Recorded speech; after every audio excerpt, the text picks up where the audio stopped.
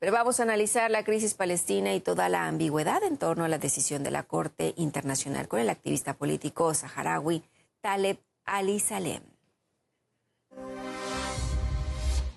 Taleb, qué gusto verte, saludarte. Empezaríamos, si te parece, porque aún no está aprobada esta solicitud de detenciones contra Tel Aviv de la Corte Internacional, pero la respuesta de Estados Unidos pues ha sido firme. La Corte, que durante décadas actuaba en sintonía con la política externa de Washington, decide en esta ocasión ser una instancia imparcial, ¿acaso?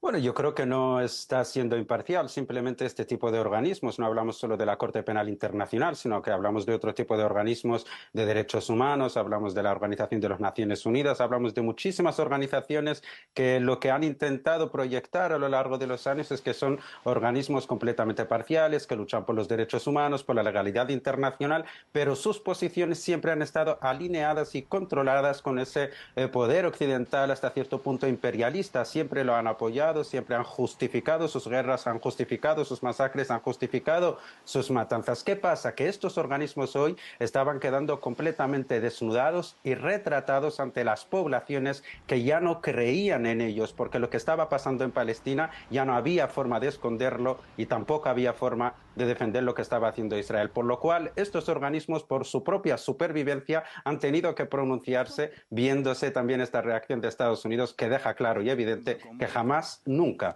les han importado ni los pueblos ni los derechos humanos, sino más bien sus intereses imperialistas. Ahora, ¿cómo podría resolverse esta controversia entre Washington y la Corte, tomando en cuenta que anteriormente fracasó las pesquisas de los crímenes del ejército norteamericano en Afganistán?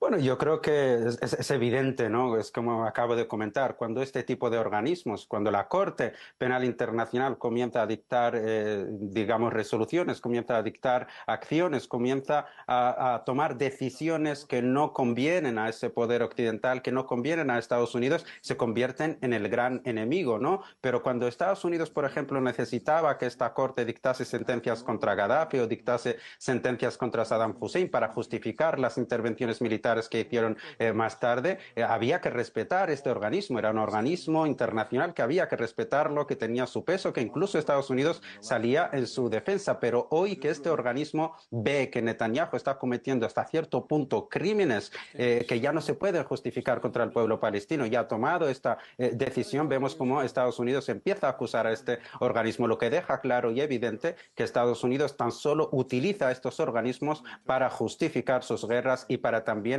digamos, defender sus intereses y defender esa política de confrontación, esa política hostil, esa política de invasión, de ocupación y de saqueo que ha estado practicando los Estados Unidos de América. Creo que sin duda hoy no solo la Corte Penal Internacional o las organizaciones como Naciones Unidas han quedado retratadas, sino que también Estados Unidos ha quedado retratado.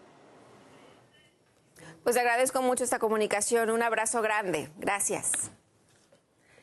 Y mientras